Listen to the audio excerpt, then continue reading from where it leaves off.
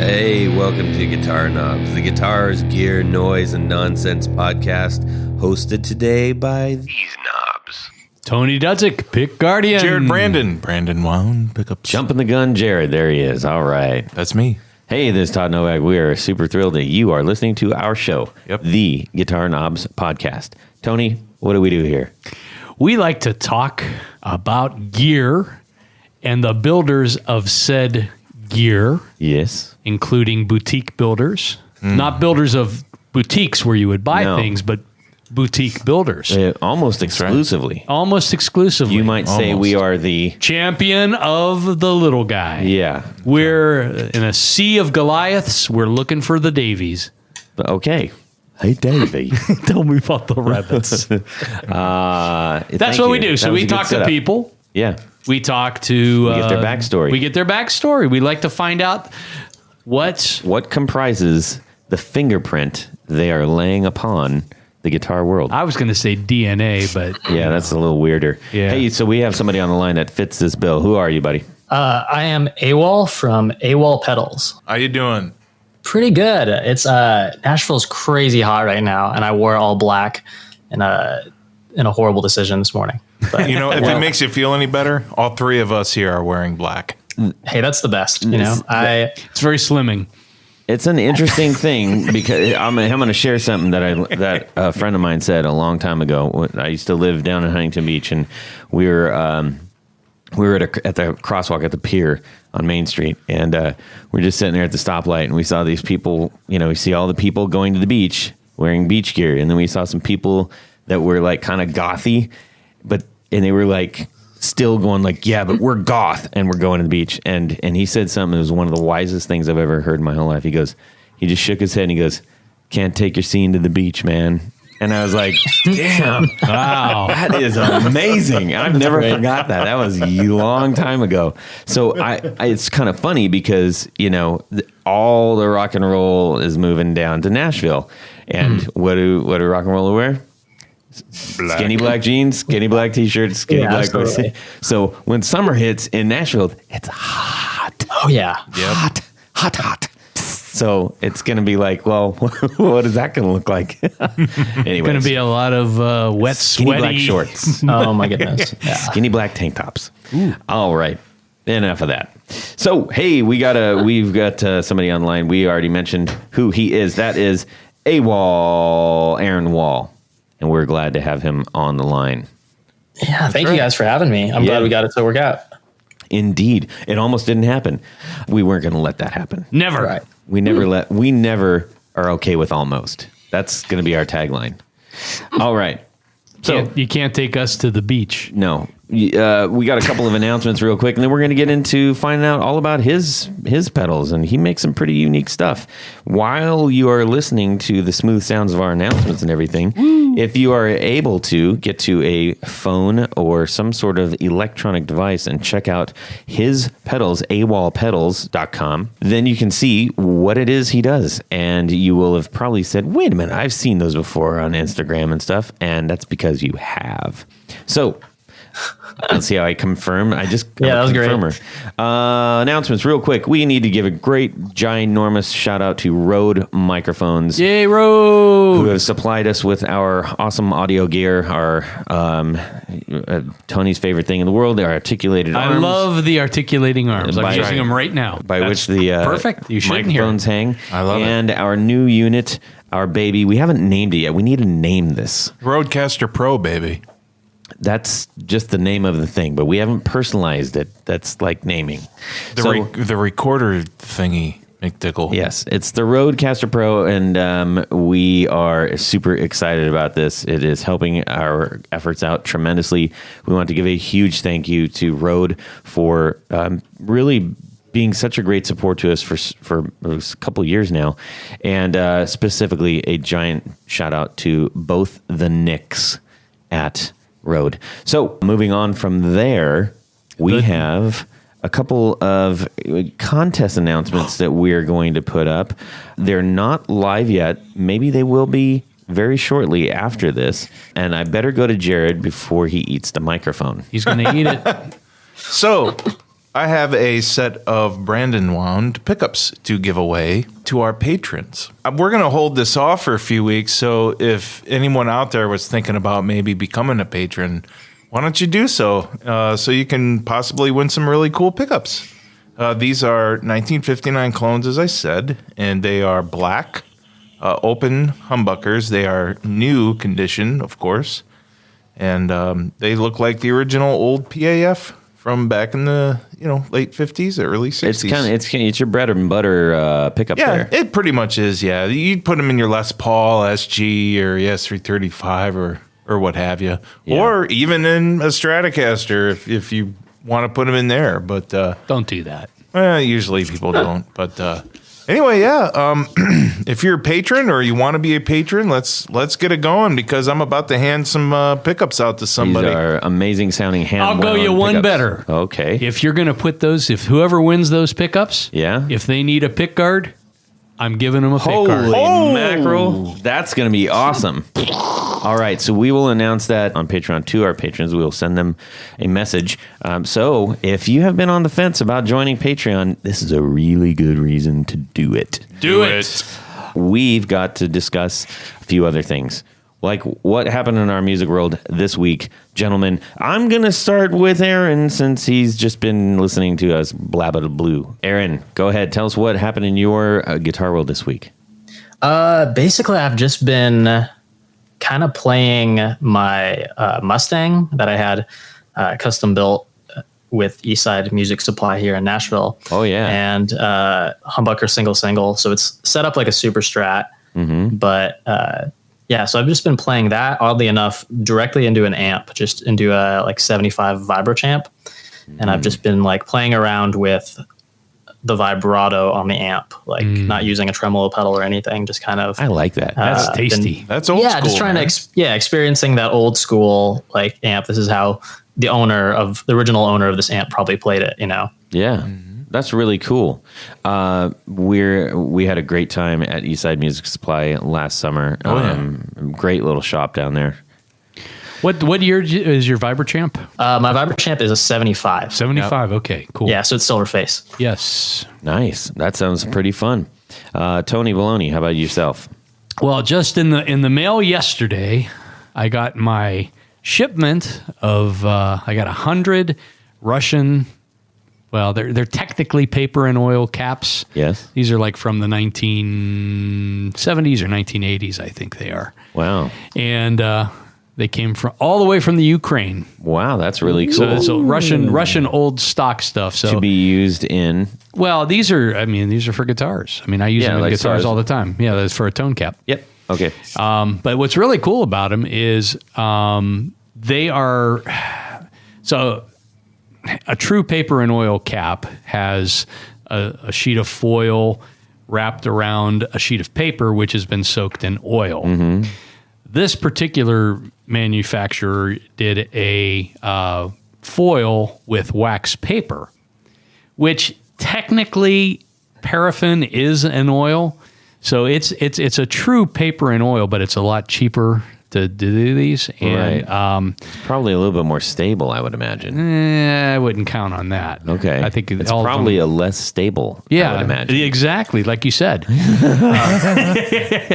I got 100 of these. Right. I got 100 of these. Of the time. 100 of these caps for $35 plus I think like $7 or $8 for shipping from the Ukraine. So are you going to use them on customers' guitars? I just keep them on hand because I use them in all of mine, and then I can use make 100 new guitars. Well, if it has two controls, that's cool. You never know. Yeah, one never knows. But anyhow, so I've got a pair of them right here. I'm gonna let Jared's gonna take these home with him. He can play around with them. That's cool. But they're 0.022s, so they're kind of like the same value as Bumblebees. Yeah. And these, I think, are rated at 200 volts. And they're kind of big. They're cool looking. Well, these are relatively small compared to like true Bumblebees. They're relatively small. As you said. Yes. So anyhow, I've got those, and I put them in a guitar today. Uh-huh. And they actually sound pretty good. That's rad. So there you go. Very cool. Yay. All right. Jared, what happened this week? We saw our friend Drew Poppy a week ago or so, and I obtained his Fopstar Royal preamp. That thing is awesome. Pedal. It's so cool. And today, I mean, I feel bad because today is actually the first time I got it out of the box and plugged it in. Mm-hmm. And I am so glad I did. It will be replacing my TS9. There was... And there probably was a couple other pedals, to be honest. Possibly, but there was no thinking about it. It's like TS9 gone, that one is taken. And to be clear, it's not an overdrive. No, and it's not really a power or gain thing. It's just something else altogether. It's got one knob, and that's all it needs. It's like it doesn't need that tone shaper thing or whatever like the TS9 has. It's absolutely perfect where it's set at, and you know the TS9 that it just I don't like how it cuts the lows out. You know what I mean? How it's not boomy. Yeah, it loses that, but this preamp is it. I feel like it makes me sound like I'm playing out of two different amps. There's a certain something that it brings that it's like I have my standard tone, and then there's like this other like tone that's coming to the party that it really otherworldly tone. Yeah, I think that's just because of the way your stuff is set up, which is pretty cool. Yeah, but for me, it's more of a true. I don't want to say overdrive, but it's just a true. It's I don't know. It's hard for me to explain. Yeah, that's the only way that I've been able to explain that pedal. It makes you sound more foppy. Yeah. That's true. I'll take it. Yeah, I love that pedal, man. Great job. Thanks. So if you're interested in one of those, contact Fopstar Amps, and he makes really. He's on the road a lot. He is on the road because he's a professional guitar tech. Yes, but he is. He still makes stuff and sells it, and it's really good quality. Yeah. All right. For me, speaking of good quality, what do you do? I was practicing, and all of a sudden, all my sound cut out, and I said, "What's going on?" And I realized that I had a bum patch cable. Now, that really hasn't happened to me too much before, and this one is in a very strange. It's not a standard pedal directly next to each other. It's a weird hookup. So I was stressing the cable. I realized that, but it was kind of a crap cable to begin with. Stupid cable. Anyways, so I realized, you know what? I'm not going to be able to use a pancake jack because it's going to get in the way. It's because part of it is going to my Tapestry volume. So those are top mounted, and there's just it's not going to work. So I said, wait a minute. I've got the perfect solution, and I went to my bag. I have a little bit of, just a little bit left of my Three Monkeys solderless kit. And you can't say solderless, can you? I can't. Say it. Say it. Three for Monkeys solderless. Solderless. Forget the L. Forget the hard L. L, yeah. Just pretend the L's not there. Solderless. Solderless. It's hard. There's I've the never been outtake. forced to do that. Anyways, Solder. yeah. So I broke that out and I fixed it in a jiffy, and I was super stoked. So I got to get another bag of tricks from those guys. Yeah. If you haven't checked out their stuff, they have. I mean, I've tried a handful of solderless kits, and in fact, the reason that I went back to my Three Monkeys is I got a free kit at NAMM that completely, utterly did not work at all. Like not even a little bit. And so I said, what am I going to do? And that's when I remembered, I got one that actually works. So Good. yeah. So thanks to Three Monkeys for making a really great product. Anyways, all right, let's get on to some. 1, 2, 1, 2, 3. 4 on the floor. Aaron, for AWOL pedals, why don't you give us your 4 on the floor?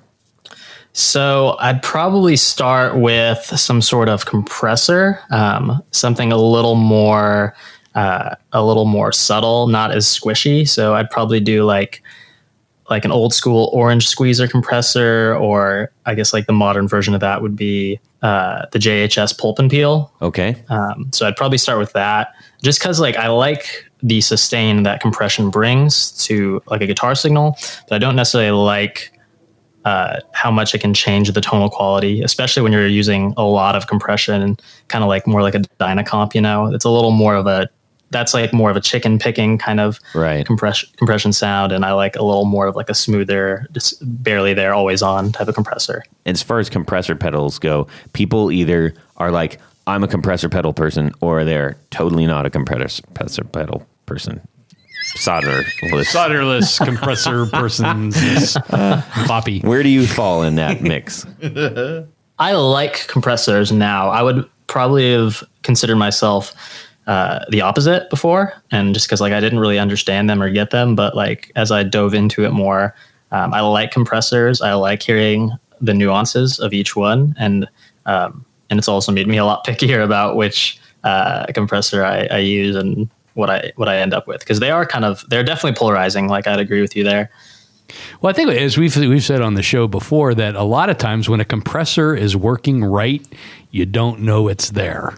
Mm-hmm. I mean, it's not so obvious that, I'm compressing my sound. Yeah, I would probably agree with that, or at least that's the pleasant way I like to hear it. Instead of, it's just smooshing my sound. I can't stand it. Yeah, I think it just kind of crushes like the signal sometimes, to where it's like your notes just sound so like chalky almost, they're just so like the life's been squeezed out of the note and all you have is like pitch. You know what I mean? It's just kind of like this dry sound. Yeah. I can relate to that. I don't like chalky. No. We can dig that. All right. What do you have for number 2? I'd probably go with a Marshall Blues Breaker overdrive pedal. That's a good choice. Yeah, just because when it comes to overdrive, I like this sort of dance that happens between like a tube amp on the verge of breaking up and subtly breaking up, and like a soft clipping overdrive that kind of just pushes it to the next level. I like them kind of be working together rather than, like 70-30 overdrive amp or vice versa. You should do wine reviews. It had oaky overtones. Yeah, all right. Look at this subtle dance. I'm getting notes of blues. Yes. All right. How about number 3? So I'm obsessed with the EHX Canyon delay. I think it's like $140 new or something like that. It's around that price range, but cheap. It's a digital pedal, but it has like every delay sound that basically I've ever wanted, and they're all really good. Like the tape sound is really impressive and really convincing. It's not necessarily like that El Capistan where it's like got all the kind of high fidelity of it, but its tape sound is great. It has a deluxe Memory Man emulating sound that sounds really good. It has octave delay. It has a reverb built in. I want to build a delay really badly, and this pedal exists, so I probably won't, because I can't compete with it at all. And it's beautiful. Plus, it's hard to squeeze into one of those little boxes. Right. Yes, yes, absolutely. And that is it's kind of weird because they did put that in a smaller box, which compared to a lot of their other boxes, yeah, which have less things on them. So it's kind of odd, kind of an odd choice. Interesting. Okay, excellent. And numero 4. I'm just going to go with a classic Boss RV5 reverb pedal. I have one right now, and I think it's my 3rd one I've owned, and I just keep coming back to it. And I think it's because of the ease of use and like the functionality. Like I know how to set the knobs to get a good sound when I'm on the modulate setting, which is kind of everyone's favorite, it seems. And then I really like the room sound on it. It's just very minimal, but still pretty high fidelity. And it just, I don't use a lot of reverb typically. I use like a medium to low amount. And it does that job perfectly. Now, why is that your 3rd? I just keep like getting them and then trading them for other things. I had a Strymon Blue Sky for a while. I'm always swapping out different pedals, and pedals hold their value usually pretty well if you take care of them. So it's just fun to trade and try different things. Yeah. I can totally understand that. No, Todd, you know nothing of that. Except your pedals don't hold their value. Yeah. No, they do. Come on. Why are you so mean to me? All right. That's good 4 on the floor. Solid. Yeah, very solid. Thank you. All right, everybody. We're going to get into Mr. Wahl, a.k.a. AWOL. We're going to get into his story about his little pedals. And I do mean, and I'm not saying that in a diminutive way, like, oh, and you got little pedals. They are actually really tiny, and that's kind of his jam. So we're going to find out more about that. Another reminder, if you are able to, go check out AWOL Pedals on Instagram and or on the web, and you can watch along while you listen or something. And let's get into this. All right? Cool. Excellent. So I got a hold of you because I keep seeing these little pedals, and I keep hearing from people in the pedal community reference AWOL. And so naturally, I said, well, let's find out a little bit more about this. And, you don't have a colossal library of pedals, but you're doing something unique enough to garner people's attention. And I think that is worth talking about. So I guess just a quick background. Where did you start off in the guitar world, or your guitar interest? Where did that stem from? Okay, so I probably, oddly enough, I'll probably offend some people with this, but I didn't like guitar at all, like growing up for the longest time. And then around 13 or 14, as like, I think a lot of boys, especially in that age, they just kind of realize it's like, oh, I'm an awkward middle schooler. I need girls to like me. I better learn an instrument, and I guess I learned guitar, and from there, I fell in love with the electric guitar and all these different like sounds, because to me, that was the interesting part. Is it sounds so different depending on what you plug it into and your playing style and what strings you use and what pedals you use. And that was like immediately apparent to me. So yeah, in high school, I basically kind of fell in love with the guitar. And from there, I was just kind of tampering with different sounds and had started to build not full circuits yet, but things like tap tempo pedals, A/B switches, bypass loopers, kind of auxiliary and utility boxes. Mm-hmm.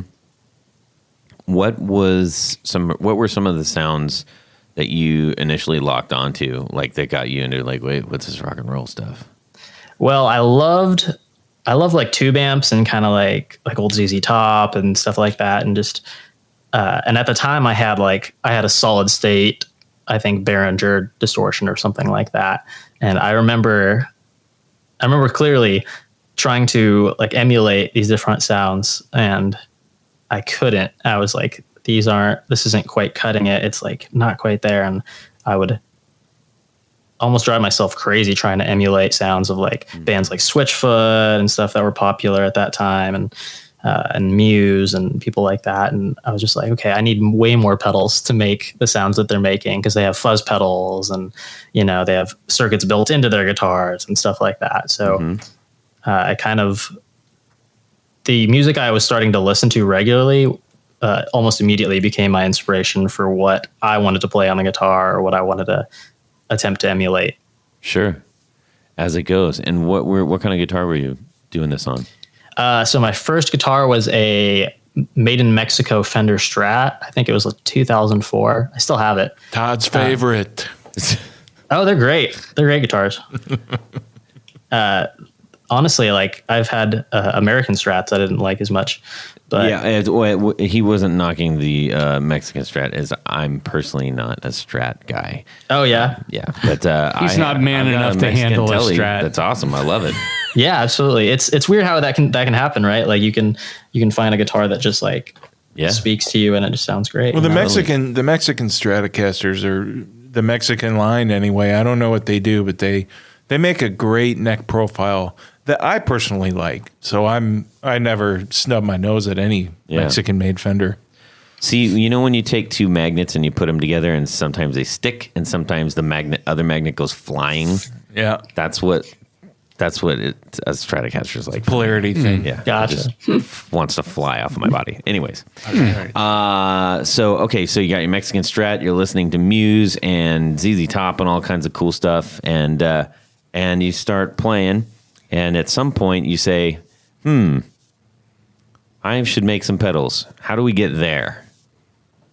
Yeah. So basically I had kind of made some small auxiliary boxes, like I was saying, and I really didn't visit it again until so I probably took a little bit of a break between like 16 and 18. So when I was 18 or 19, I kind of got back into it and was like, okay, I think I can figure this out. And I was finding people can just post like schematics and like different building tips and stuff on forums and online, and like if you look up Tube Screamer schematic, you'll just find it. It's just there, right. So the internet was kind of reaching maturity at that point, and I was kind of like, you can just look these up. It will give you the literal map and recipe for how to build some of these things, and then from there you can, like Legos, take out what you don't want and change different things and switch capacitors, switch resistors, and route things differently. And you could quite literally just play with it right in front of you. Yeah, there's one. I'm trying to remember the actual account name, but they post it up on Instagram usually about like at least once every week, once every couple of weeks, and it's 4 versions, 4 different layouts for the same effect, and so you can just take that and go. Kind of cool. Yeah, that's great. I'll try to remember. I don't know what I'll do with that. Just go find it yourself. Anyways, I'm sorry, that's terrible hosting, but I can't possibly fulfill that. So, anyways, so you started down that path. Now, obviously, there are loads and loads of pedals out there, and I think it's always interesting to find where builders just kind of find that little path of their own. How did you start to kind of fashion what you wanted to do and differentiate yourself? That's a great question.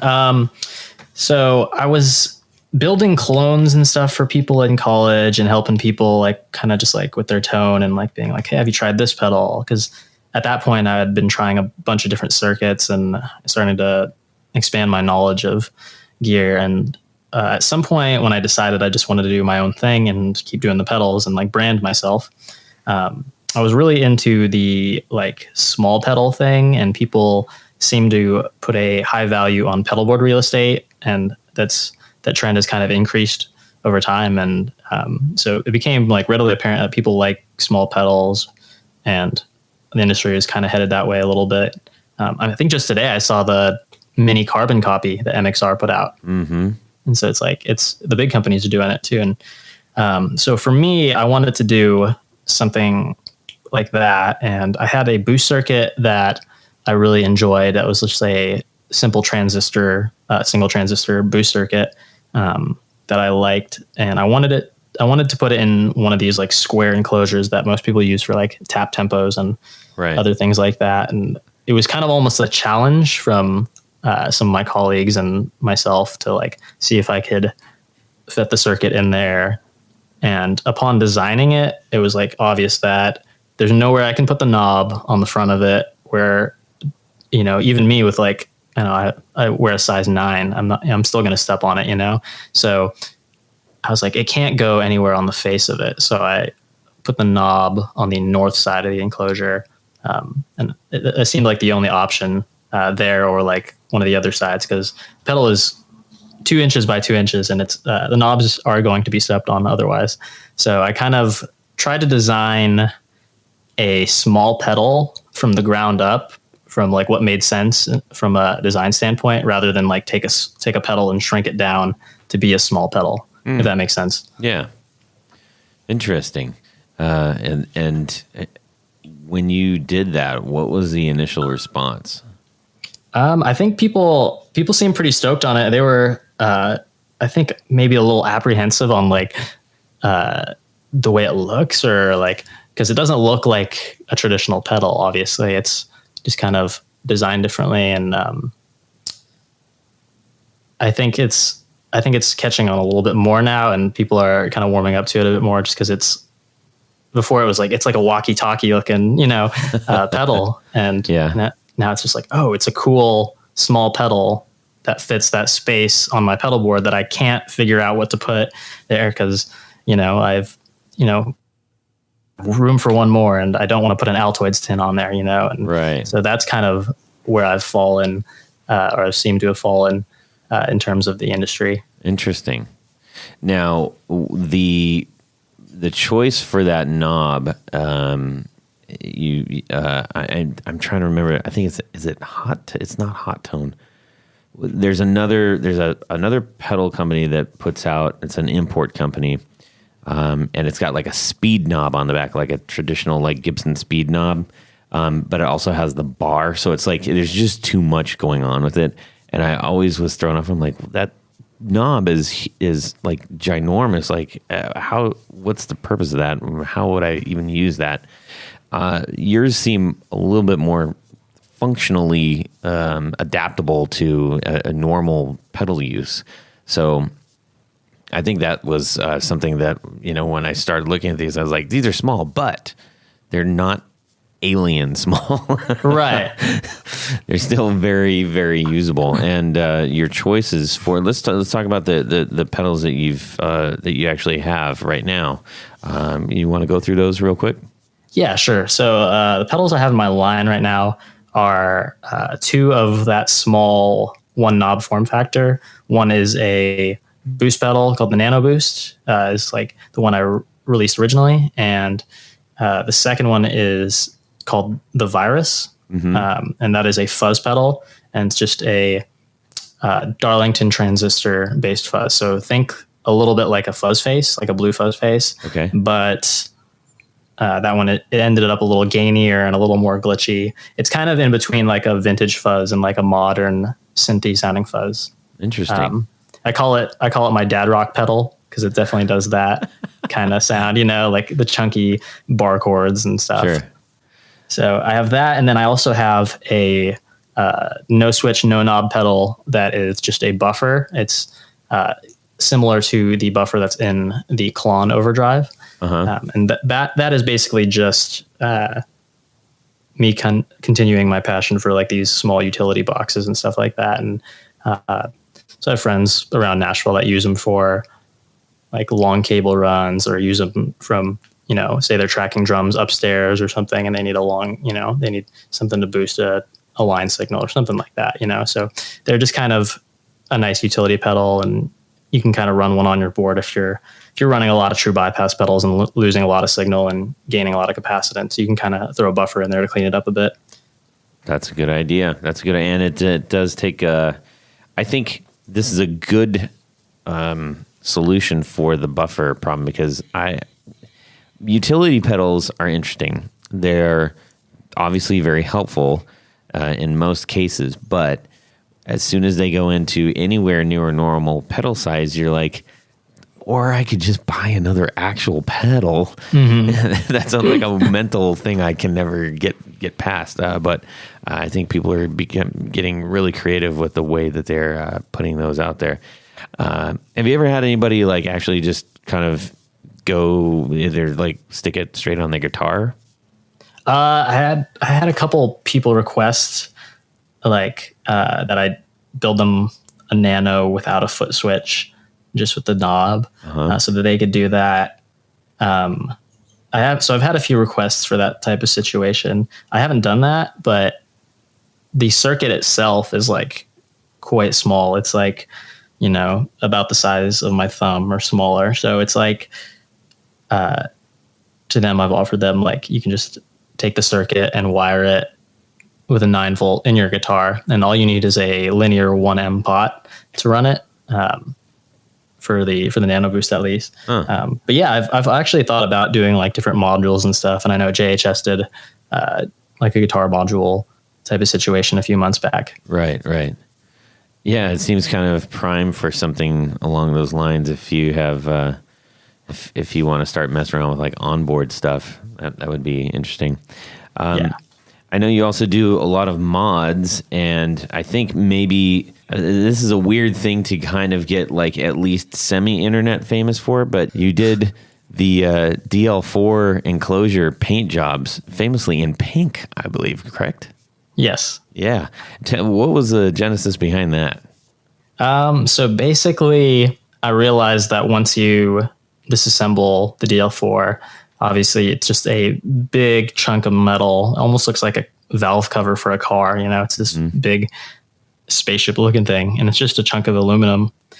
So you can either sandblast it or chemically strip the paint that's on it. And I do all my own powder coating at home for like my enclosures and my pedals. So I was like, oh, I think I can just strip this and powder coat it. So, and I tried that on a few and got some good results. And that soft pink, that kind of like almost like a ballet slipper pink, came about because I was doing some hardware for a friend for a bass. He was building like a white and pink bass and wanted me to do some hardware. He's like, can you powder coat hardware? I was like, yeah, I think so. As long as like I steer clear of the moving parts and whatnot. And so I told him, I was like, yeah, I can do that. And the color turned out great. I was really happy with the job that was done on that. And he loved it. And I was like, cool.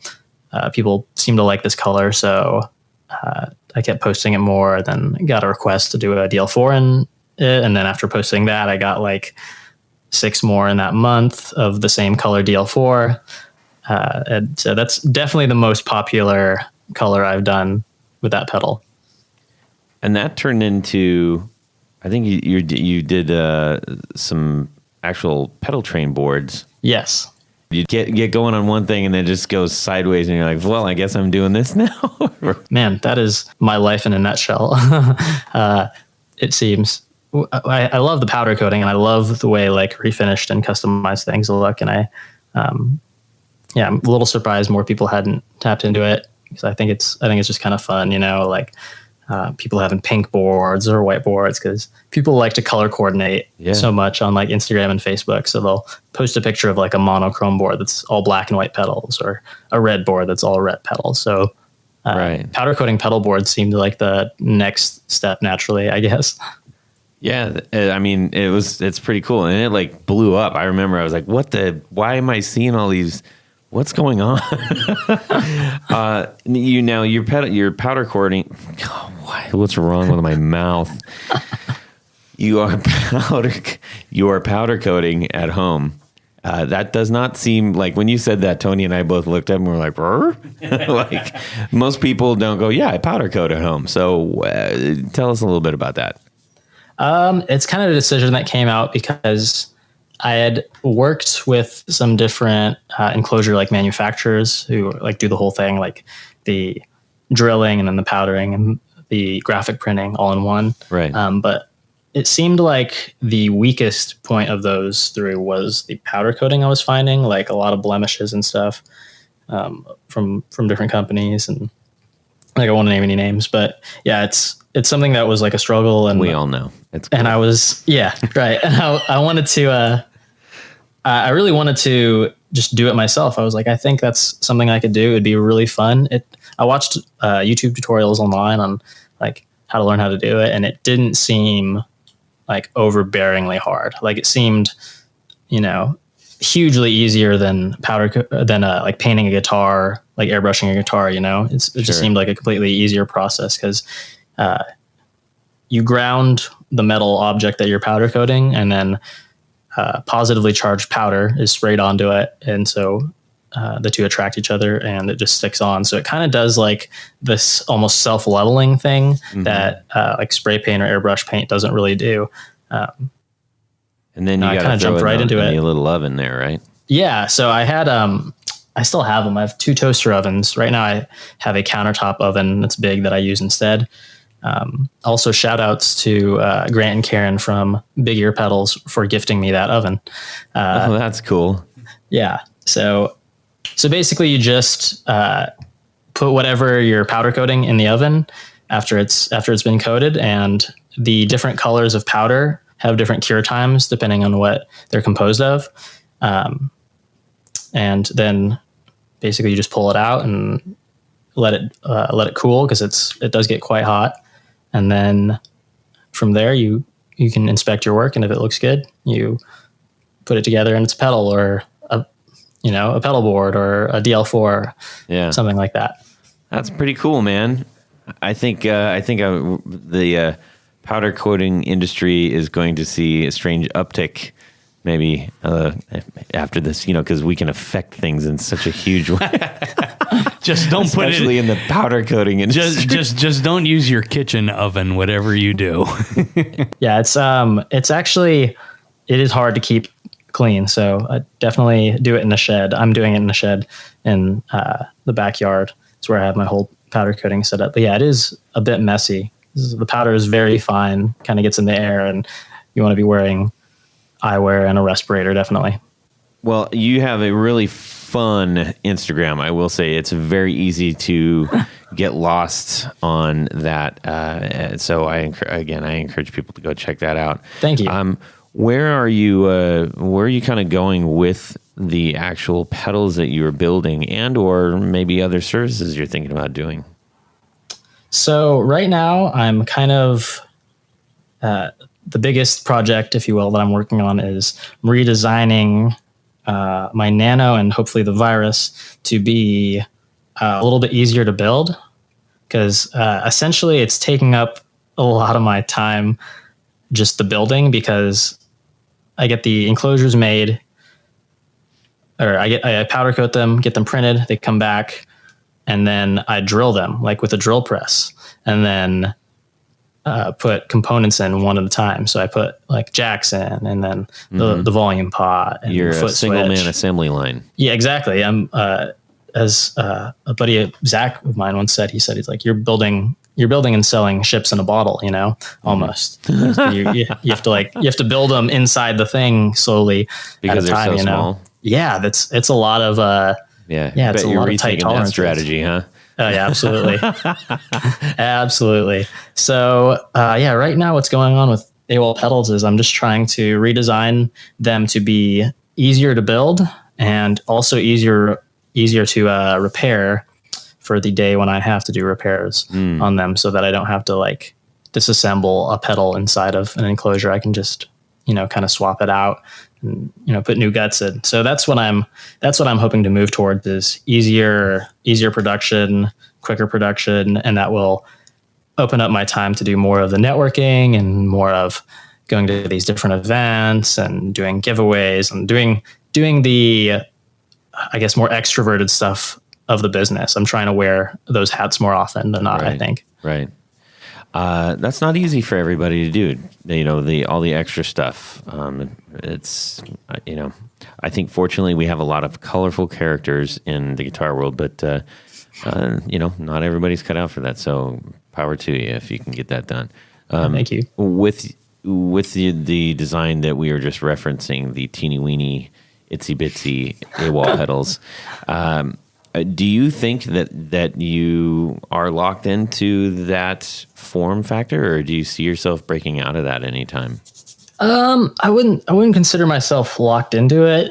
It is something that I did worry about a little bit going into it, but at the same time, I welcome that role. But I do have some larger pedal designs and stuff that I'm hoping to release and wanting to get out there too. But I think pedalboard real estate will always mean something to me, and always be, I'll always kind of see it as important, just because like so many people are traveling with smaller boards, flying with guitar gear is the way that it is, of course. And I tend to make pedals and electronics that I think are practical for like me and for everyday musicians, and what just seems to make sense. But yeah, I think I should see some full-size pedals here pretty soon.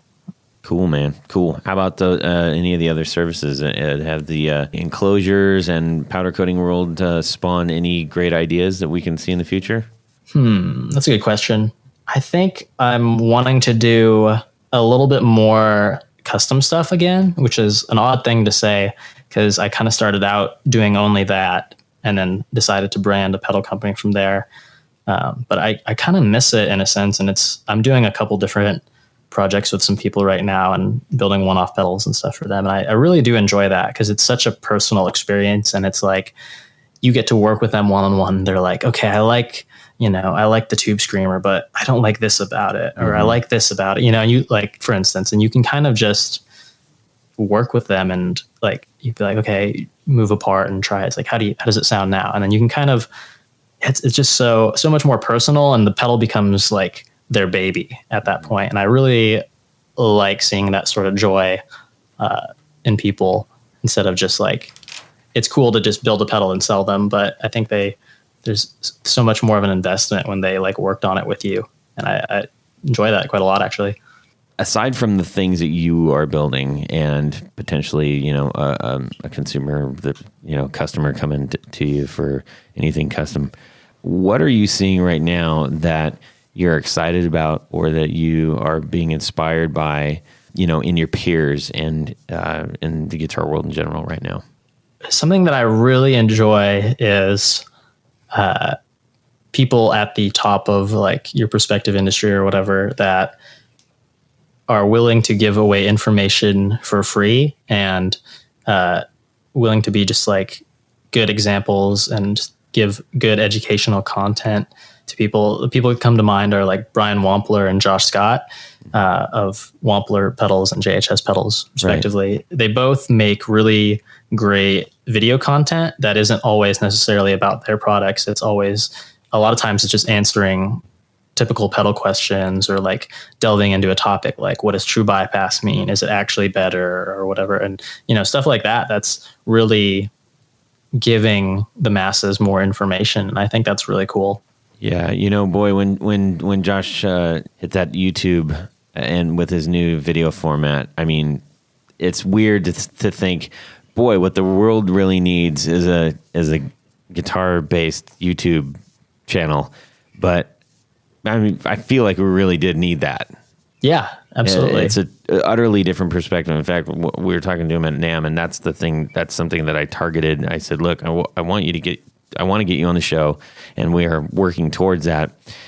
And I think right off he was like, "How do you want me to talk about pedals and stuff?" And I'm like, "But it's not about your pedals per se." And he was like, "Oh, okay, that's a different thing altogether." So I'm sure, obviously, we would talk about it, but I think you're keen to pick up on the other things that people are offering. Not unlike yourself, with the powder coating and customizing and stuff. That's pretty cool. Well, man, I really appreciate you sharing your story with us all and letting us kind of get to know AWOL pedals a little bit better. Please keep us informed of new stuff that you're doing. So we can share that out with our audience and everything. And we're going to proceed to a very, very special little part of our show called Would You Rather?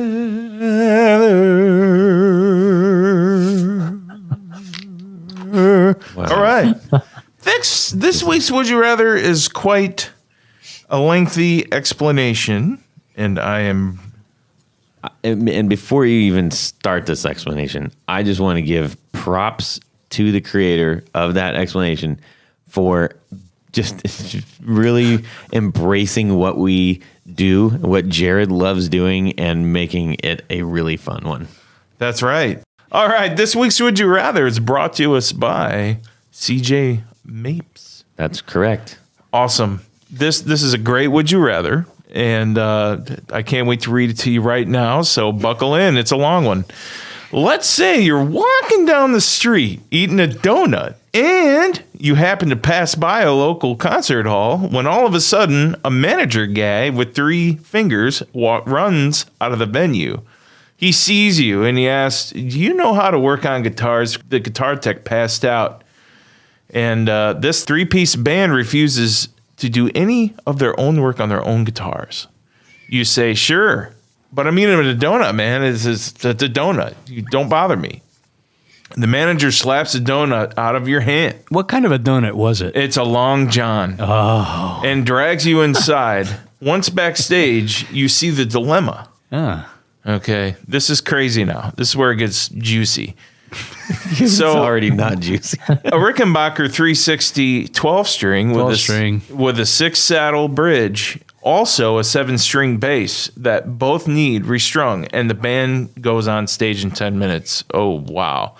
You only have time to restring one instrument before you need to run back to the donut shop before it closes and get another Long John. Which guitar are you going to restring? The Rickenbacker 360 12, or are you going to restring that 7-string bass? Ooh, what a question. CJ Mapes bringing the goods. What a quandary. They set the bar right there. Jeez Louise. The last line is what you really need to be concerned. Yeah, you got to go get another donut. Duh. Yeah, duh. All right, let's hear from Tony. The Mr. Rickenbacker himself. I am going to do the logical things, which would be to restring the bass with 4 strings and the 12-string with 6 strings.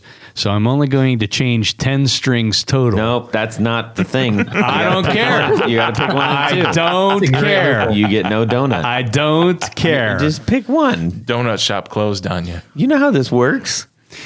The bass is irrelevant, so I'd restring the 12. Jeez. They're Dutchman.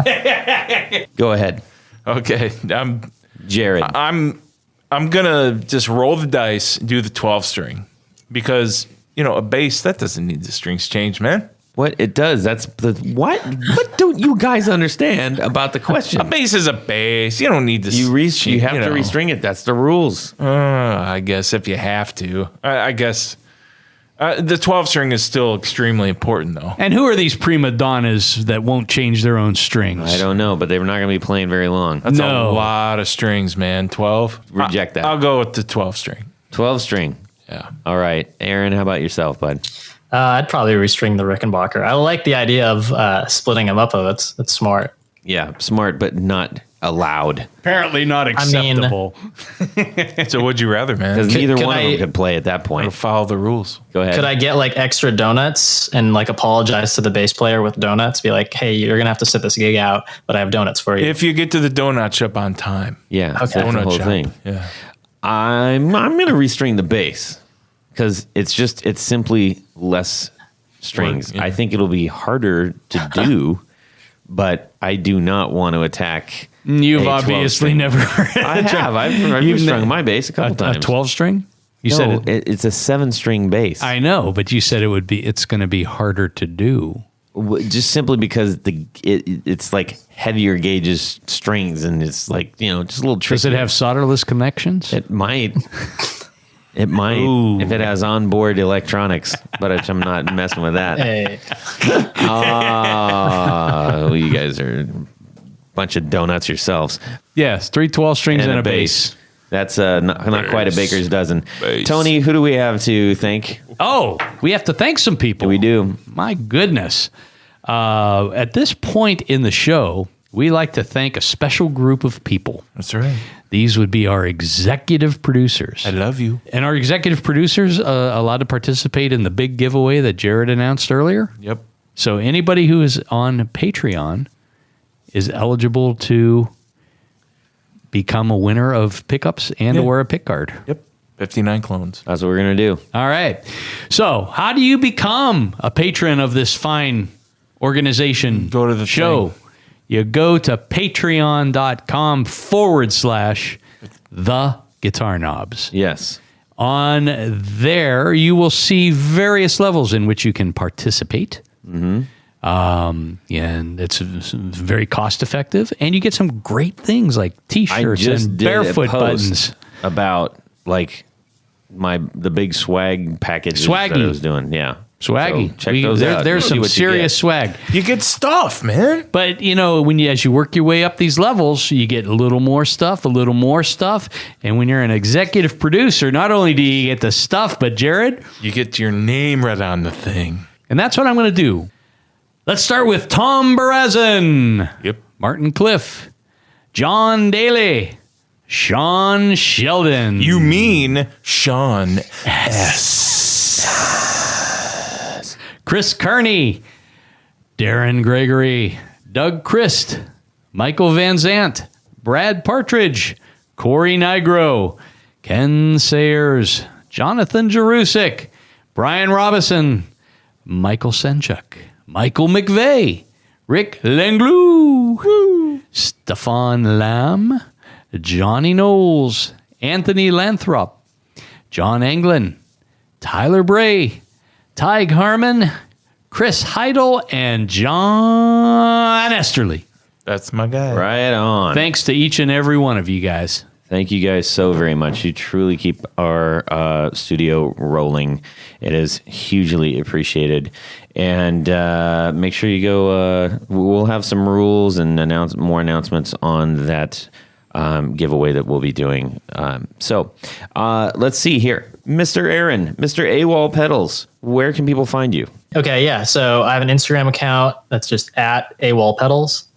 My website is awolpedals.com. I believe my Twitter is also AWOL Pedals. I'm trying to think other socials. I use Facebook a little bit, and that's probably facebook.com/AWOL Pedals. What's the easiest, quickest way for someone to get a hold of you? For your shoot me a DM on pedals. Instagram, probably. There you go. There it is. Instagram. All right. And Tony?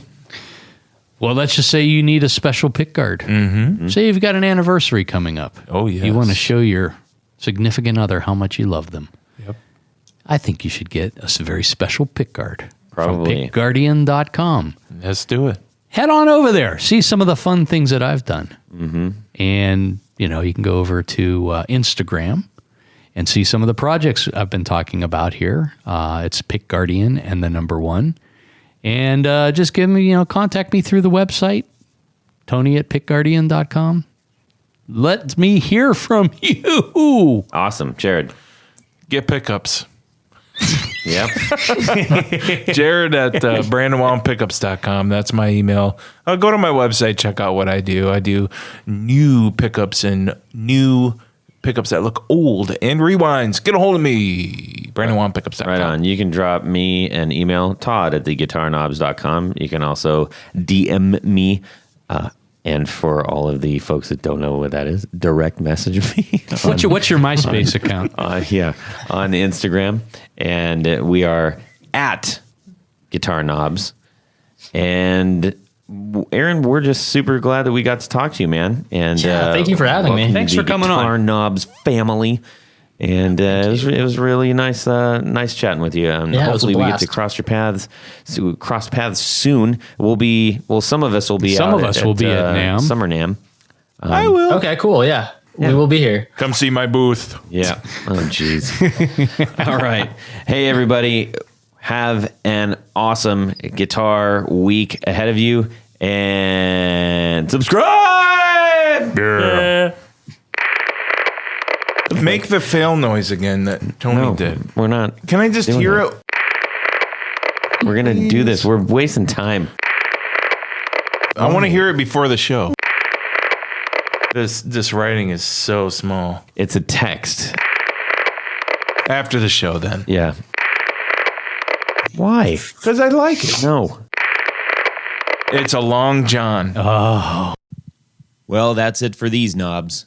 Please visit our Patreon page at patreon.com/theguitarknobs. Visit our website at theguitarknobs.com for all of our past episodes, 4 on the Floor blog, and other good stuff. You can connect with us on social too at our Facebook page and share your gear and stories on our Facebook group. Also, be sure to check out our Instagram at Guitar Knobs.